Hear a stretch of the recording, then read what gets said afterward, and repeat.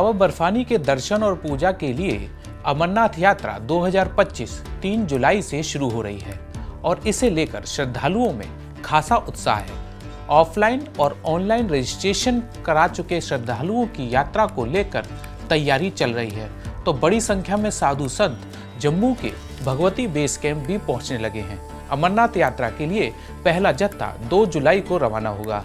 हम आपको इस एक्सप्लेनर में बताने वाले हैं कि अमरनाथ यात्रा को सुगमता से पूरा करने के लिए आपको किन किन चीज़ों की सबसे ज़्यादा ज़रूरत पड़ने वाली है और कैसे आप अमरनाथ यात्रा को आसानी और सुगमता के साथ पूरा कर सकते हैं। हम आपको बताएंगे श्री अमरनाथ यात्रा में लगने वाले दिन, यात्रा में मिलने वाली सुविधाएं, यात्रा में आने वाली चुनौतियों, यात्रा के सुगम बनाने वाले सामान के बारे में। नमस्कार, न्यूज़ 18 JKLH के डिजिटल प्लेटफॉर्म पर आपका स्वागत है। मैं हूं धीरज दुबे। बाबा बर्फानी और पवित्र अमरनाथ गुफा के दर्शन की यात्रा श्री अमरनाथ यात्रा है। अमरनाथ गुफा मंदिर हिंदू धर्म का एक प्रमुख तीर्थ स्थल है और ये श्रीनगर से करीब 135 किलोमीटर दूर समुद्र तल से करीब 13,600 फीट की ऊंचाई पर स्थित है। अमरनाथ को तीर्थों का तीर्थ कहा जाता है क्योंकि यहीं पर भगवान शिव ने मां पार्वती को अमृत का रहस्य बताया था। यहाँ गुफा में प्राकृतिक शिवलिंग का निर्माण होता है जिन्हें बाबा बर्फानी माना जाता है। इस साल अमरनाथ यात्रा 3 जुलाई से शुरू हो रही है जो करीब 38 दिन चलेगी।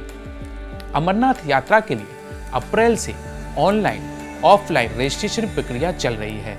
इस बार श्री अमरनाथ श्राइन बोर्ड की ओर से आने वाले श्रद्धालुओं से आने की तिथि को लेकर 2 बार कंफर्म भी किया गया है। रजिस्ट्रेशन करने वाले श्रद्धालुओं को एक SMS आया होगा जिसमें श्राइन बोर्ड की तरफ से ये कंफर्म किया गया है कि श्रद्धालुओं का कार्यक्रम निश्चित है या नहीं। अगर आपने अभी तक इसे नहीं किया है तो कृपया इसे कर लें। अमरनाथ यात्रा के लिए आपको 2 यात्रा मार्गों का विकल्प होता है, या तो पहलगाम के रास्ते जो पारंपरिक है या बालटाल के रास्ते आप बाबा बर्फानी की यात्रा कर सकते हैं। सुरक्षा के मद्देनजर इस बार हेलीकॉप्टर की सुविधा नहीं है। खच्चर और पिट्ठू की सुविधा मिलेगी। जगह जगह लंगर की मुफ्त सुविधा मिलेगी। कैंप में शुल्क के साथ रुकने की सुविधा मिलेगी। श्रद्धालुओं की सुविधा और काफिले की सुरक्षा के लिए प्रशासन की ओर से समय सारणी तैयार की गई है।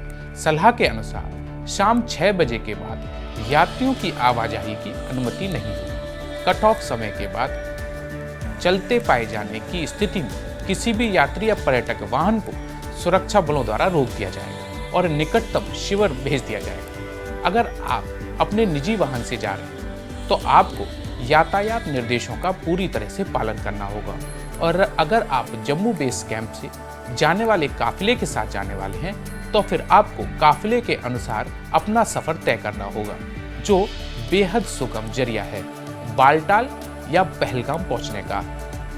पहलगाम के पारंपरिक रूट की लंबाई 45 किलोमीटर से ज़्यादा है और इसमें आप 2 रात्रि पड़ाव ले सकते हैं, लेकिन अगर आप फिट हैं और हिम्मती हैं तो फिर आप 1 रात्रि पड़ाव में ही बाबा बर्फानी की गुफा तक पहुंच सकते हैं। जो लोग खच्चर से यात्रा करते हैं वो भी 1 रात्रि पड़ाव में आसानी से बाबा बर्फानी के दर्शन के लिए गुफा तक पहुंच सकते हैं।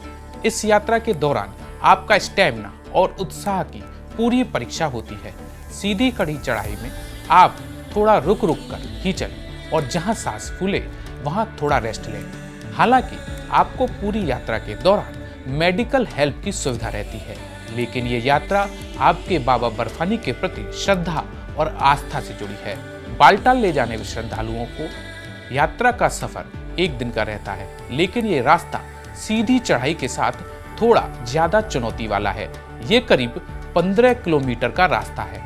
इसमें आप बिना रात्रि पड़ाव के ही बाबा बर्फानी के दर्शनों के लिए पहुंच सकते हैं, लेकिन अमरनाथ यात्रा के पास रात्रि में रुकने के लिए कैंप की सुविधा नहीं होती है। इसलिए आपको यात्रा में उसी दिन वापसी करके नजदीकी कैंप तक पहुंचना होगा। हालांकि लौटते समय आप बालटाल या पहलगाम का चुनाव खुद से कर सकते हैं। यहाँ रात में काफ़ी ठंड रहती है, ऐसे में बेस कैंप में रुकना ही सबसे सुलभ, सुविधाजनक और सुरक्षा की दृष्टि से बेहद अहम है। अमरनाथ यात्रा की तैयारी कैसे की जाए, ये सबसे बड़ी समस्या होती है। जो श्रद्धालु पहली बार जा रहे हैं उनके लिए बैग पैकिंग सबसे बड़ी समस्या है। क्या जरूरी है, क्या नहीं, किस सामान की जरूरत पड़ेगी, किसकी नहीं, ये सबसे जरूरी बात है। तो हम आपको यहाँ सबसे जरूरी सामान के बारे में बता देते हैं। Trekking shoes, inner suit, raincoat, mask, sunglasses, torch, shawl, woollen cap, लाठी और फर्स्ट एड मेडिसिन।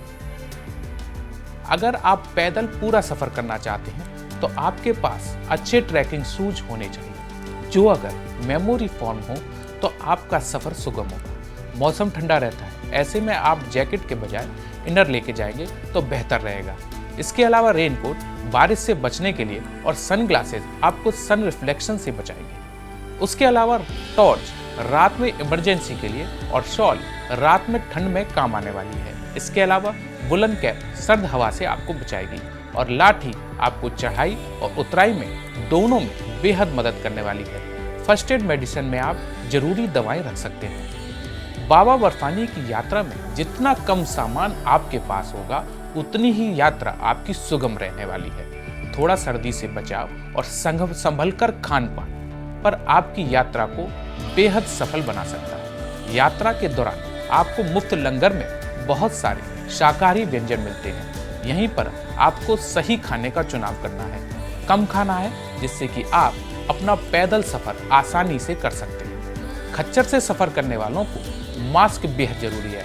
आप अपने सामान को ले जाने के लिए पिट्ठू कर सकते हैं।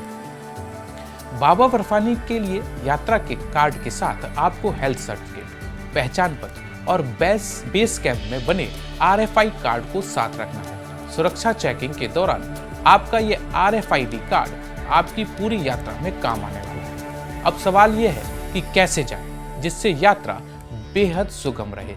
तो अगर आप अपने व्हीकल से जाने वाले हैं तो आप यात्रा निर्देशों के साथ सीधे पहलगाम या बालटाल तक जा सकते हैं। लेकिन अगर आप ट्रेन से जाने वाले हैं तो आप जम्मू रेलवे स्टेशन से भगवती बेस कैंप जा सकते हैं। आपको रेलवे स्टेशन के बाहर से शेयरिंग ऑटो मिल सकते हैं। भगवती बेस कैंप के भीतर ही आपको सुबह निकलने वाले काफिले की बस की टिकट मिल जाएगी। यहाँ से आपकी यात्रा शुरू होती है। तो फिर तैयार हो जाइए बाबा बर्फानी की यात्रा के लिए। न्यूज़ 18 JKLH पर बाबा बर्फानी पर महा कवरेज भी जारी है, जिसमें आपको हम यात्रा से जुड़ी हर अपडेट दे रहे हैं। आपको सब्सक्राइब करना है न्यूज़ 18 JKLH। धन्यवाद।